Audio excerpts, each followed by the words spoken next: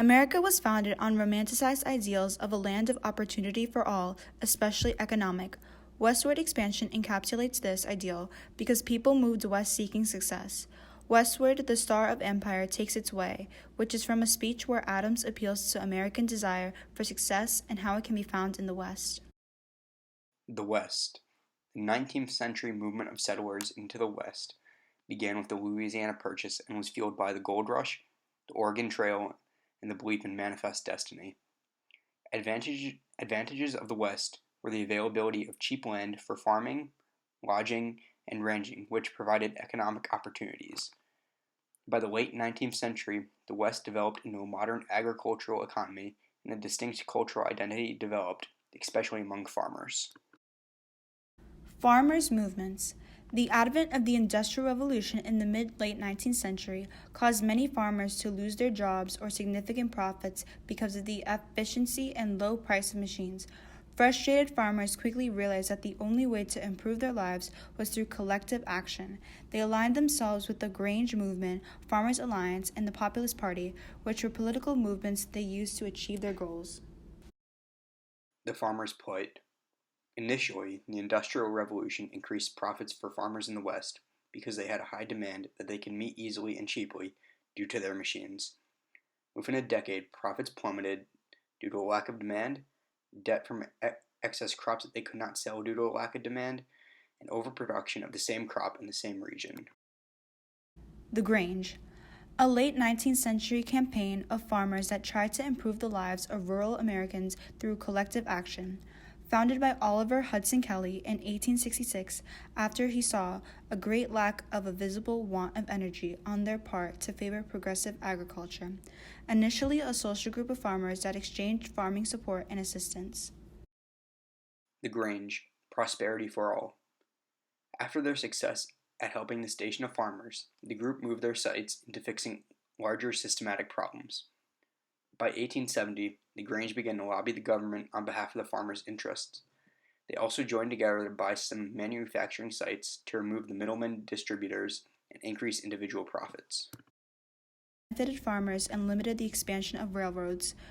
Formed a short-lived party called the Greenback Wing, which was able to elect 15 members of Congress. Accomplishments were largely undone after pressure from corporate interests, the very thing they were fighting against, and the party was all but defunct by 1888. Farmers' Alliance emerged in the 1880s as another group that fought for collective farmers' rights out of the smaller previously independent groups known as the Northwest Alliance, the Southwest Alliance, and the Colored Alliance. This group was different from the Grange because it included both black and white farmers, as well as some women in an uneasy coalition united in a common interest. Supply greatly exceeded the demand and provide the farmers with 80% of the value. When the market improved, the farmers would then sell the product, then repay the government a share of the product in exchange for their previous assistance. Congress rejected this plan because they thought it was too controversial. Farmers' Alliance platform. The Farmers' Alliance pushed for other positions that they believed would benefit their cause. These include the direct election of senators, nationalization of the country's railroads, and the realignment of the tax system so that the laws would be beneficial to the lower class, not the corporations. Their requests were ignored by both parties. They formed a party of their own, the Populist Party. Populism, a political approach that appeals to the needs of the poor masses rather than the wealthy elite. Politicians usually appeal to the perception by those poorer masses that they are being oppressed by the upper class of society. This can manifest itself in the right wing, left wing, or outside of either. It does not necessarily have an ideology. The Populist Party, origin and fall. The Populist Party emerged in the 1890s and achieved popularity in the South and West. Achieved little success in the mainstream politics, and all but collapsed after they unsuccessfully nominated William Jennings Bryan in the presidential election of 1896. Remained active in the early 20th century, but only had a fraction of their former support.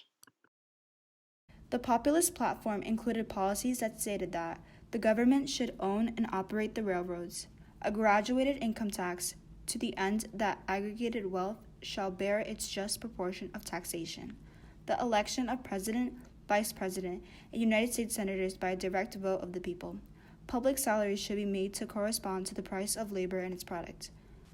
The interests of the United States in the public highways, built with public monies, and the proceeds of grants of land to the Pacific railroads should never be alienated, mortgaged, or sold, but guarded and protected for the general welfare. Populist Party policy analysts. They sought to represent the interests of farmers and laborers, and their platform appealed to them for support. They wanted policies to be enacted that redistribute the power from the hands of the rich corporations to the hands of the people. Policies they supported, like government ownership of transportation, fair compensation for labor, direct election of senators, and taxation that benefited the lower class, achieved this end. Legacy of the farmers' movements. None of the movements were able to achieve all that they wanted, but they were able to have some success. Their wishes for the direct election of senators was granted with the passage of the 17th Amendment in 1913. Many of their ideals, such as the expansion of labor rights and progressive income taxation, were slowly adopted into the Democratic Party platform. Their legacy can be seen in labor unions. Farmers' movements and American identity. The core tenet of American identity is that even the poorest person can become successful if they work hard and want it badly enough. Emblematic of this, Benjamin Franklin wrote that the Constitution only guarantees the American people the right to pursue happiness. You have to catch it yourself. This idea was little more than a fantasy for farmers who worked hard yet were never able to succeed due to the actions of large corporations that they alone were powerless to stop.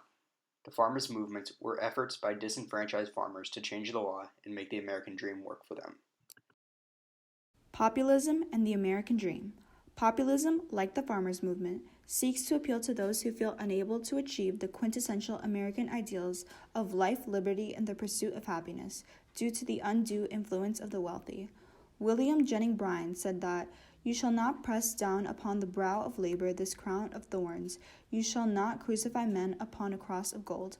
Intended to rally the audience to win the presidency, Bryan stated that the fundamental concepts of populism, which are that all people, especially the laborers, particularly farmers during this period, suffer from the greed of the wealthy which prevents people from achieving the American dream.